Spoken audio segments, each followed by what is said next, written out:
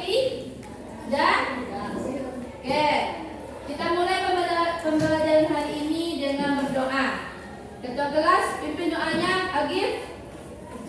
Siapkan Agif. Latihan. Nah, Latihan itu dulu siap. Hormat gerak, tegak gerak. Gerak mulai.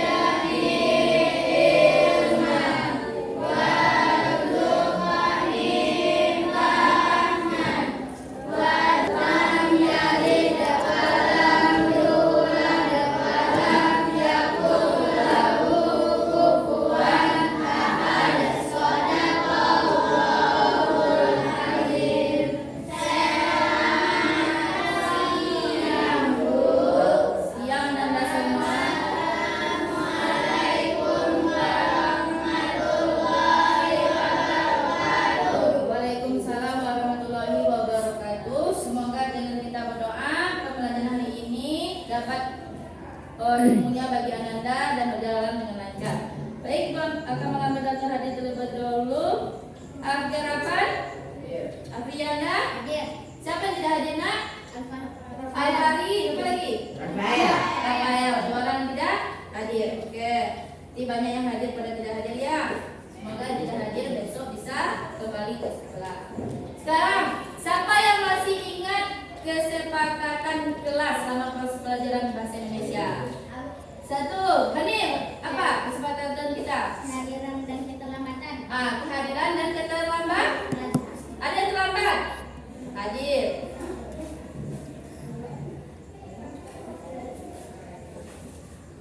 Nih.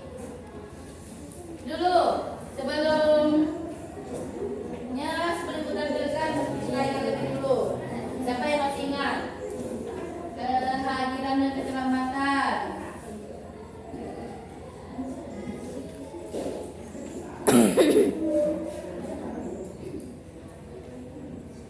Apa maksudnya ini nak? Seperti hadir ke sekolah dan tidak terlambat. Ini sudah terlaksana? Sudah. Siapa lagi yang masih ingat? Oke. Peralatan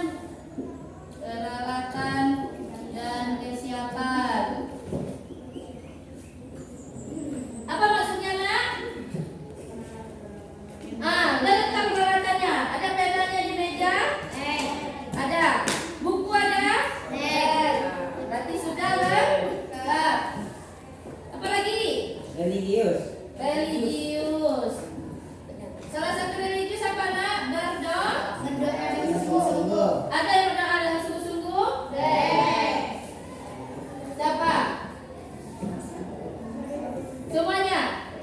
Sudah terlaksana? Atau masih ada yang tidak sungguh-sungguh tadi? Sudah sungguh-sungguh ya? 4 apa lagi? Etika dalam berbicara. Oke, terima kasih Muja. Etika dalam berbicara. Ini nanti selama proses pembelajaran kita kembangkanlah lagi. Ibu harapkan Ananda selama proses pembelajaran dilihat etika dalam berbicara sama teman dan sama guru. Oke. Yang kelima, terakhir, komitmen terhadap pembelajaran.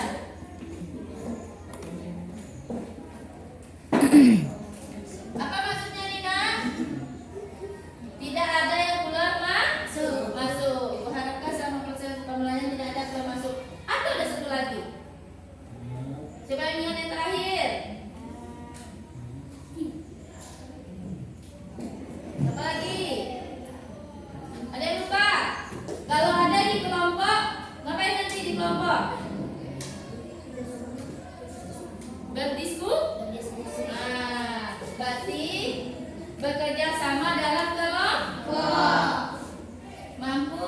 Maria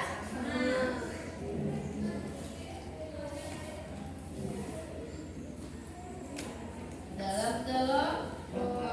Nah, ini selalu diingat selama proses pembelajaran hari ini dan seterusnya. Ini dia ya nak? Lengkap?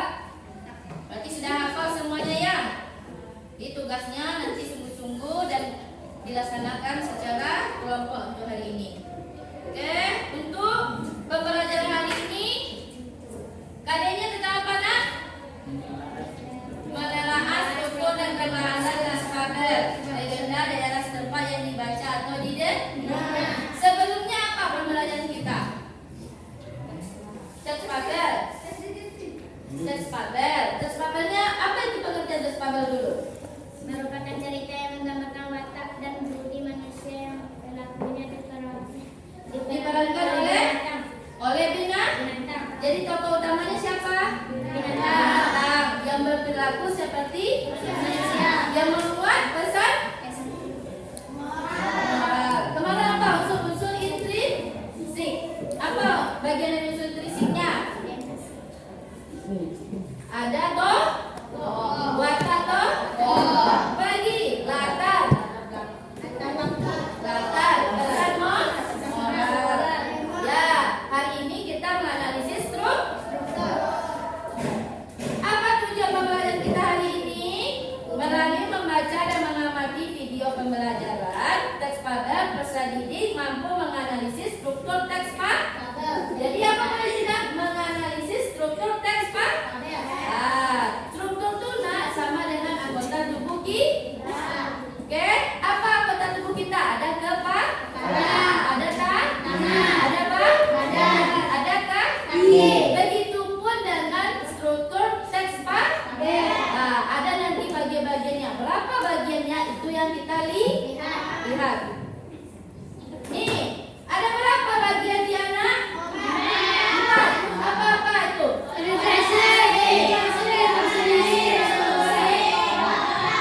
Jadi struktur teks fabel ini hampir sama dengan teks apa? Teks fantasi. Fantasi itu apa nak? Masih ingat? Pada teks fantasi dulu. Pengenalan latar tokoh. Itu komplikasi.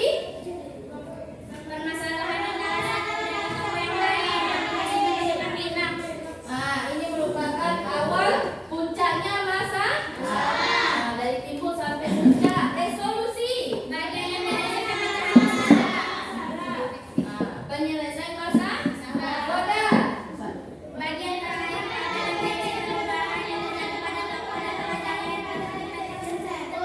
Ada membuat kesemuan, baik itu secara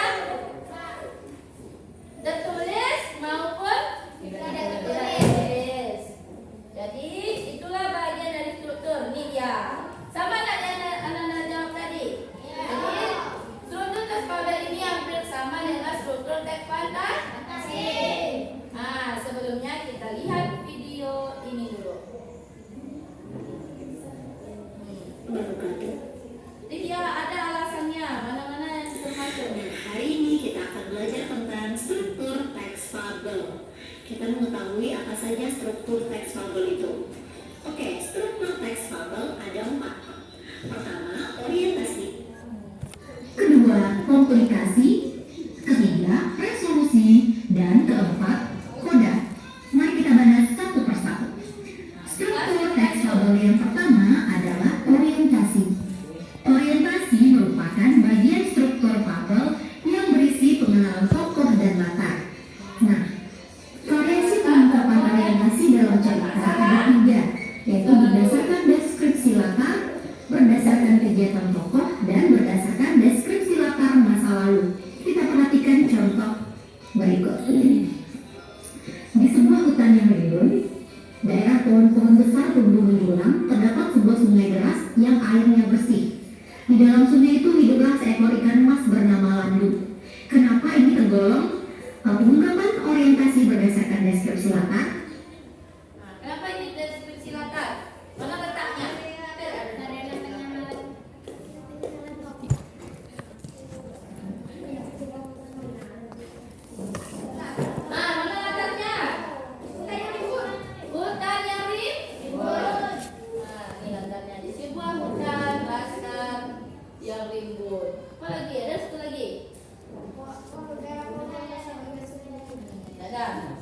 di sebuah hutan yang rimbun. Karena hal yang dominan disampaikan pada contoh ini adalah latar tempat. Ciri-cirinya, hutan rimbun, Artinya nak? Mana pembantinya? Menyalahkan, dia terus menyalahkan dirinya sendiri. Akibat apa? Kecelakaan itu. merupakan konflik yang terjadi antara diri tokoh dengan dirinya sendiri. Misalnya seperti kekecewaan atau tidak bisa menerima diri, merasa tidak berguna. Yang kedua, berdasarkan konflik fisik. Selanjutnya kita masuk kepada dan dapat kita saksikan. Yang kedua, contoh koda pada fabel. Teman dan ramah pada semua orang. Dia yang berbeda. Contoh koda pada legenda. Menurut cerita rakyat setempat, kain sutra milik Bulancan itu melayang dan jatuh menjadi negeri lipat kain yang terletak di kamar kiri. Sementara itu, gongnya terlempar ke kamar kanan dan menjadi sungai Obong. Temikernya melayang menjadi Pasudia, sedangkan tiang bendera kapal Silancang hingga sampai di sebuah danau yang diberi nama Danau Silancang. Hingga kini nama-nama tempat itu masih ada dan dapat kita saksikan. Yang kedua, contoh koda pada fabel. Begitulah dalam hidup ini, kita harus berteman dan ramah pada semua orang. Dia yang menanam, dia yang menuai.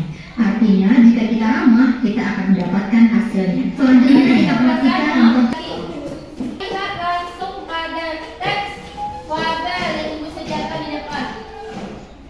Teksnya tentang apa? Merpati yang dilihat. Dia ada berapa tadi struktur? 4. Orientasi. Kedua, komplikasi. 3, resolusi.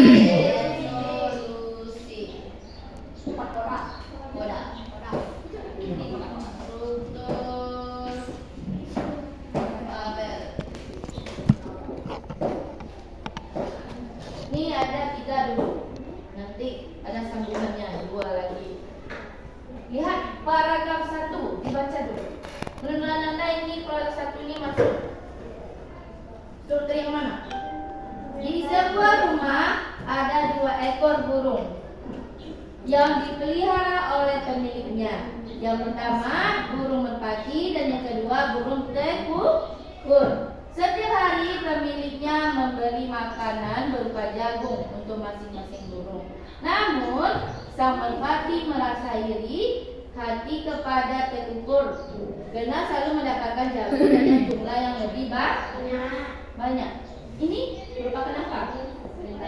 Orientasi. Bagi orientasinya ada pada paragraf 1. Orientasi. Lihat paragraf 2 lagi. Apakah masih orientasi atau sudah masuk ke komplikasi? Suatu hari merpati bercerita pada kucing yang juga dipelihara oleh pemiliknya. Dia menceritakan keluh kesahnya tentang pemiliknya yang dianggap tidak adil dalam memberi makanan. Kucing pun mencoba menenangkan merpati. Kucing memberi pengertian bahwa merpati sengaja diberi makanan. Apakah sudah komplikasi? Sudah masuk komplikasi. Di mana letak komplikasinya dan pemiliknya? Dia menceritakan keluh kesahnya. Karena dia tentang pemilihan dianggap tidak adil dalam memberi makanan. Di situ merupakan komplikasi. Lihat paragraf 3 lagi. Merpati harus bisa terbang dengan cepat karena sebentar lagi pemiliknya akan mengajak merpati mengikuti lomba terbang. Tentu pemiliknya berharap merpati bisa memenangkan perlombaan itu. Namun merpati tidak percaya. Dia mencoba masuk ke dalam sangkar tekukur dan memakan semua jagung milik tekukur hingga dia kekenyangan dan tertidur pulas. Itu bahasa mana? Masih komplikasi. Berarti ada 2. Di mana letaknya di sana? Masuk dia memakan jagung tekukur. Langkah 4. awalnya perlombaan dimulai, merpati yang kekenyangan menjadi lemah saat terbang sehingga dia kalah dalam perlombaan itu. Pemiliknya pun sedih dan merpati juga merasakan kesedihan yang sama. Merpati menyesali perbuatannya yang telah iri pada terkukut. Ternyata sifat iri tidak memberikan keuntungan apa-apa. Semua sudah diberikan sesuai kebutuhan masing-masing. Di situ, di mana letak solusinya, nak? Merpati menyesali perbuatan yang telah iri pada terkukut. Ternyata sifat iri tidak memberikan keuntungan. Itu sampai masing-masing. Jadi paragraf 4 adalah apa? Resolusi. Lihat paragraf 5. Dalam cerita fabel ini menceritakan tentang kerugian memiliki hati yang iri. Konflik yang disampaikan bukan antar tokoh, melainkan konflik kepada diri sendiri. Hubungan sosial yang baik tidak hanya diwujudkan dalam sikap nyata, namun juga perlu diwujudkan dalam kecerdasan emosional pada diri sendiri. Pesan moral ini perlu ditanamkan pada anak sejak dini agar jauh dari sifat iri hati. Itu apa? Modal. Langsung pada pesan. Nih dia. Nanti ibu kasih tugas seperti ini. Nih, Ananda menganalisis. Ini ya. Oke? Bisa, nak? Pada paragraf 1 tadi apa? Orientasi. Bagus, betul. Komplikasi ada pada paragraf 2 dan 3.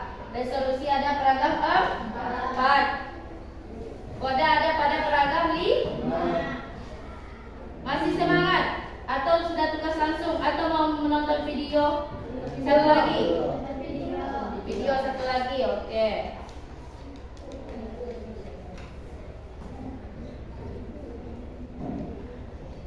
Simak baik-baik videonya ya. Kura-kura sombong. Di sebuah danau hiduplah seekor kura-kura yang senang sekali memandangi langit luas. Ia Nih, dari awal tadi.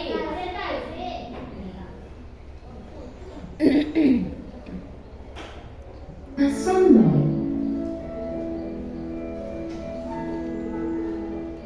Di sebuah danau hiduplah seekor kura-kura yang senang sekali memandangi langit luas. Ia membayangkan dirinya dapat berada di atas sana.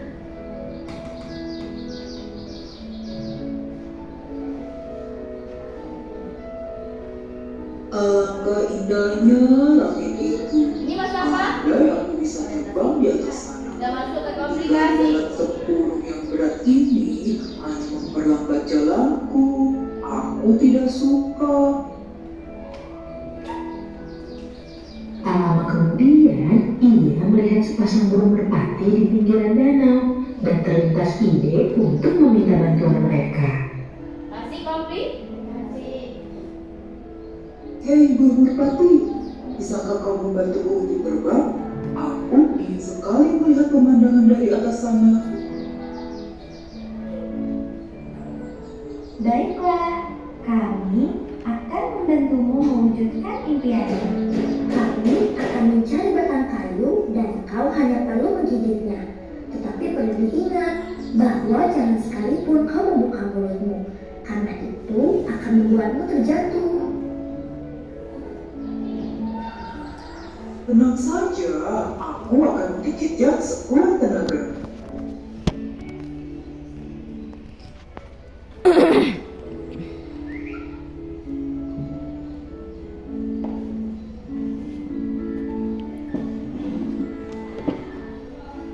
Setelah menggigit batang kayu, sepasang burung merpati itu pun memegang kayu di masing-masing ujungnya, lalu mulai mengepakkan sayapnya.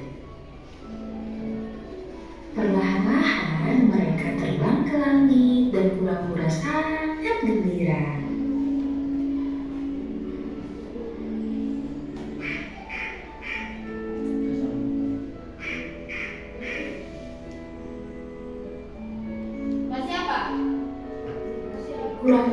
lain yang melihatnya dari bawah berdecak kagum dan berteriak kepadanya. Wah, hebat sekali kau dapat terbang di atas sana, kura-kura. Kura-kura yang sudah merasa hebat itu pun berniat lepas. Alhasil kura-kura pun terjatuh ke tanah.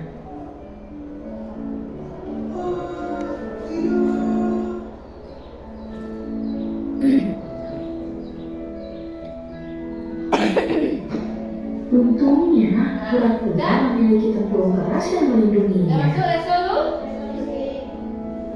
Ia menyesal karena telah menyepelekan apa yang sudah dia miliki dan tidak mengikuti pesan dari sepasang burung merpati tersebut karena kesombongannya.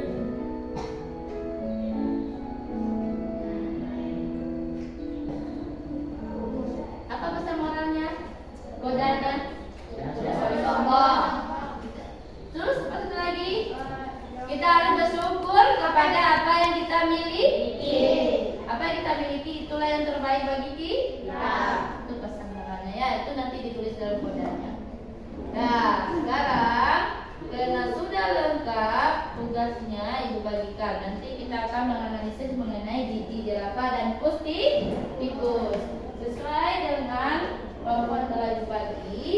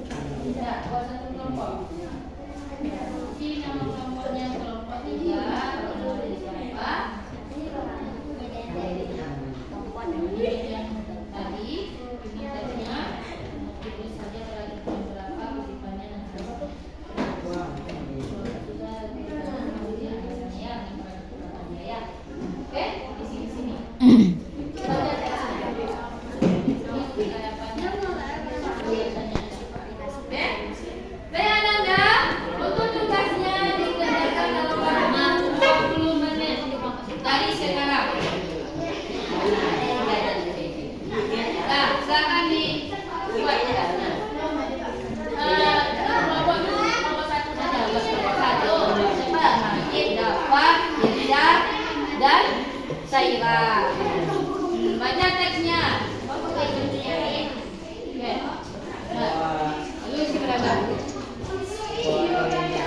Dah, apa namanya?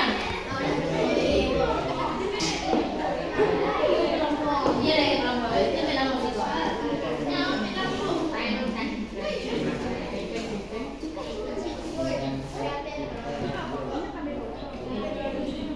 Dia ingin segera mendapatkan pekerjaan apa saja yang penting tidak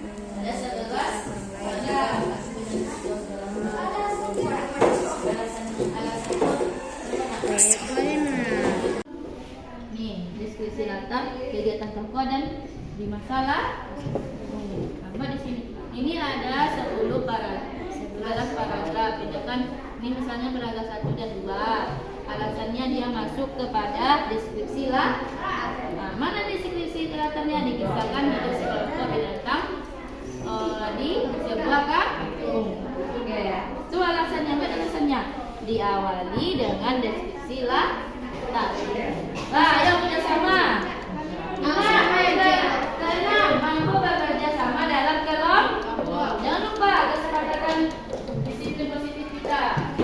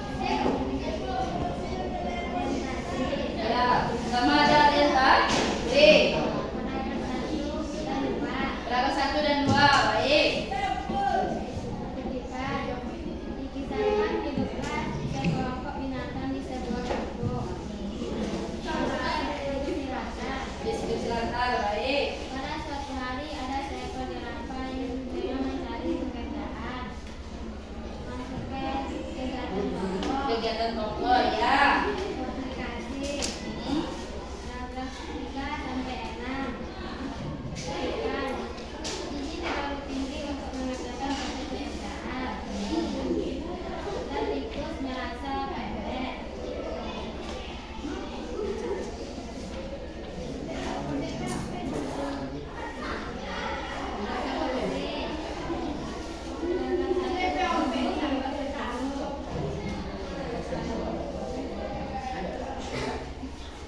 Ya.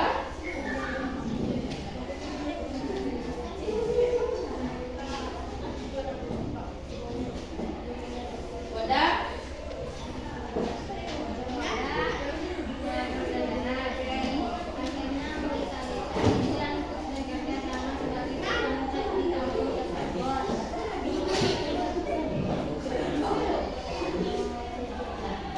Assalamualaikum warahmatullahi wabarakatuh. Tepuk tangan untuk kelompok 1. Baik, kelompok 1 sampai kelompok 4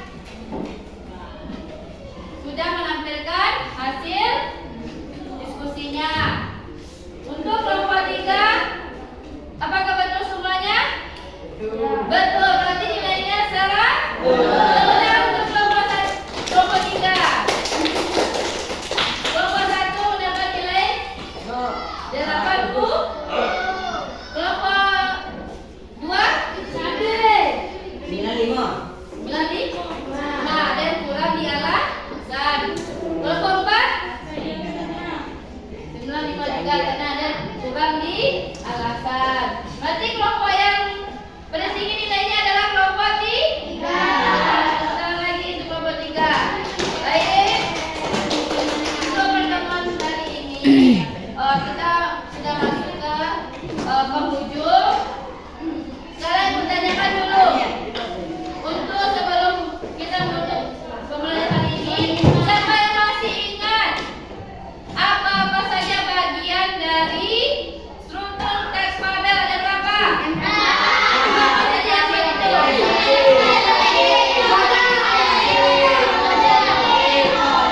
Alhamdulillah ingat semuanya ya. Apa manfaat pembelajaran hari ini? Mendapatkan ilmu. Selain ilmu apa lagi? Menambah wawasan. Wawasan ya. Oh, dapat ilmu baru tentang struktur fabel. Apakah pembelajaran hari ini anak-anak gembira? Senang? Senang. Kenapa senang? Karena nonton video. Bisa nonton video tentang teks fabel. Oke. Apakah besok harus ada video lagi? Iya. Tentang apa lagi inginnya? Tentang sekarang kan pura-pura yang sombong, misalnya besok belalang Sembang. baik, besok ibu tampilkan lagi video. Nah, apakah kesepakatan kelas hari ini terlaksana dengan baik? Apa yang paling Ananda ingat dengan kesepakatan yang paling Ananda lakukan hari ini? Berdoa dengan baik tadi, sungguh sudah terlaksana. Nah, apakah bekerja sama dengan kelompok tadi? Siapa yang paling bekerja sama? Mana kelompok yang paling aktif? Semuanya aktif ya. Bagus. Kita lagi semua kelompok. Kelompok yang lebih baik lagi.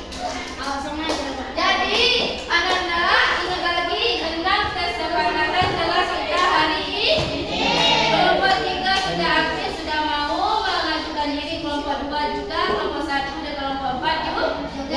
Besok Ananda lebih tingkatkan. Kalau dapat semuanya dapat nilai 100. Oke. Baik, kita tutup proses pembelajaran hari ini dengan berdoa. Tadi Agif yang pimpin doa, sekarang Agi. Ayo Gi, pimpin doanya Gi. Belajar, coba duduk ya. Hormat juga, jaga berdoa, bersyukur.